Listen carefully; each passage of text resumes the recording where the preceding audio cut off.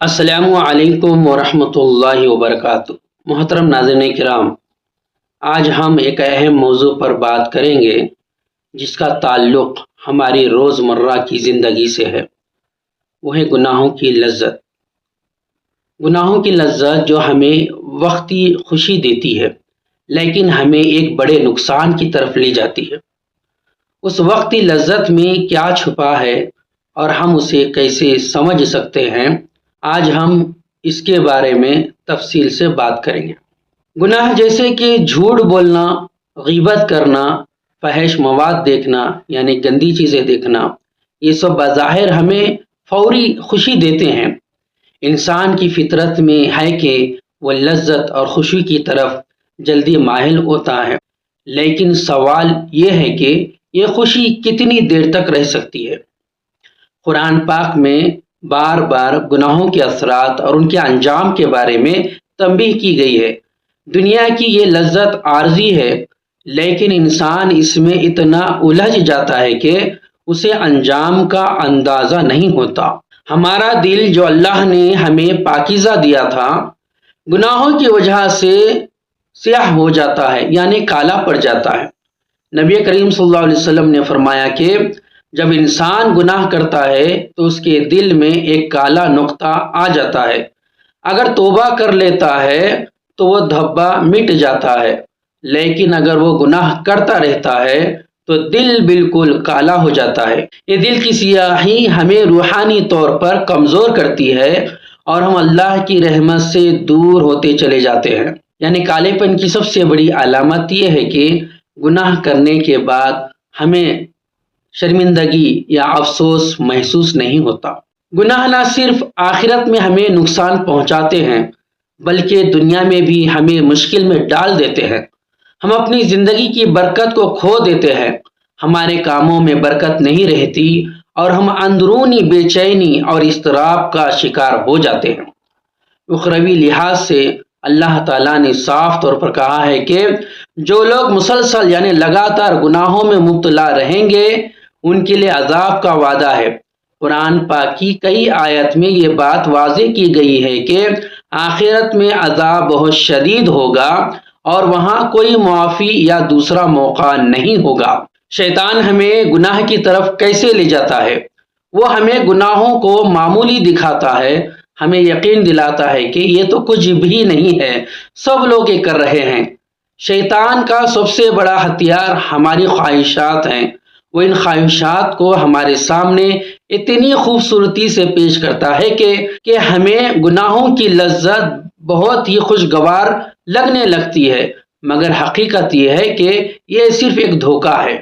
لیکن اللہ تعالیٰ نے ہمیشہ ہمیں توبہ کا موقع دیا ہے۔ گناہوں کی لذت میں ڈوبے ہوئے انسان کے لیے سب سے بڑی امید یہ ہے کہ اللہ کا دروازہ ہمیشہ کھلا ہے۔ قرآن میں اللہ تعالیٰ فرماتا ہے کہ وہ ہر اس شخص کو معاف کرتا ہے جو سچے دل سے توبہ کرتا ہے۔ اگر ہم آج سے اپنے گناہوں پر نادم ہو جائیں اور سچے دل سے اللہ کی طرف رجوع کریں تو اللہ تعالیٰ ہماری بخشش فرما دے گا۔ اب سوال یہ ہے کہ ہم گناہوں سے کیسے بچ سکتے ہیں؟ سب سے پہلے اللہ کا خوف دل میں بٹھانا۔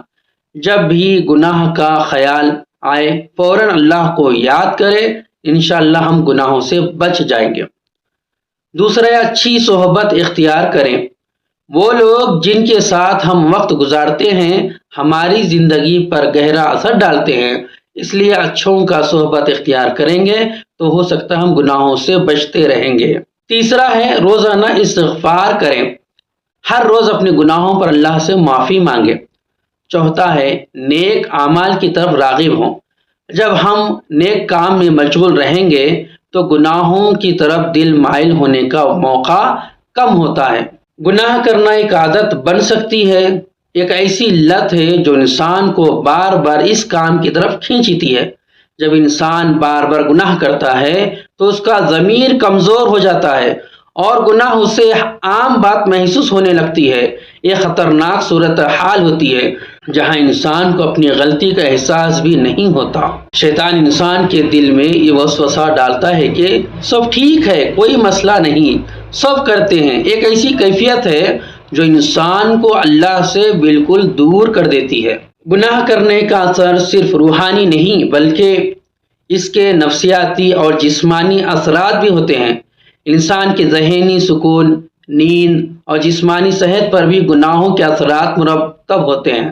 جب ہم غلط کام کرتے ہیں تو اس کے بعد ہمیں بے سکونی محسوس ہوتی ہے، ہمارے جسم پر تناؤ اور دباؤ کا اثر بڑھ جاتا ہے۔ بعض اوقات یہ بے چینی انسان کو شدید ذہنی بیماریوں کی طرف بھی لے جاتی ہے۔ اسلام میں سکون، اطمینان اور سلامتی کے جو اصول ہیں وہ ہمیں ان تمام پریشانیوں سے بچانے کے لیے ہیں۔ اللہ نے ہمارے لیے زندگی کے اصول بنائے ہیں تاکہ ہم ایک سکون بھری زندگی گزار سکیں۔ گناہوں میں ڈوبنے سے ہم اس سکون کو خود اپنے ہاتھوں سے ختم کر دیتے ہیں۔ گناہوں سے بچنے کے لیے سب سے پہلے توبہ کی سخت ضرورت ہے۔ توبہ ایک ایسا عمل ہے جو ہمیں گناہوں کی گندگی سے پاک کر سکتا ہے۔ اللہ تعالیٰ کی صفت رحمت اتنی وسیع ہے کہ وہ ہر اس گناہ کو معاف کر دیتا ہے جس پر بندہ ندامت محسوس کر کے سچے دل سے توبہ کرتا ہے۔ اللہ تعالیٰ فرماتا ہے کہ اے میرے بندو، خود اپنی جانوں پر ظلم کر چکے ہو، اللہ کی رحمت سے مایوس نہ ہو۔ توبہ ہمیں دوبارہ ایک نئی شروعات کا موقع فراہم کرتی ہے، ہمیں اللہ کی بارگاہ میں سر خرو کر دیتی ہے۔ ہمیں چاہیے کہ توبہ کو اپنا معمول بنا لیں اور ہر رات سوتے وقت اپنے دن کے اعمال کا جائزہ لیں۔ ہم نے کتنا گناہ کیا، ہم نے کیا نہیں کیا، اس سے ہمیں گناہوں سے دور رہنے میں کامیابی ہو سکتی ہے۔ تیسری بات، گناہوں سے بچنے کے لیے ضروری ہے کہ ہم نیک اعمال کو اپنی زندگی کا حصہ بنا لیں، جیسے نماز قائم کرنا، قرآن کی تلاوت کرنا اور روزانہ کچھ وقت اللہ کے ذکر میں گزارنا۔ نبی کریم صلی اللہ علیہ وسلم نے فرمایا کہ نیکی کرنے سے گناہ مٹ جاتے ہیں جیسے کہ پانی آگ کو بجھا دیتا ہے۔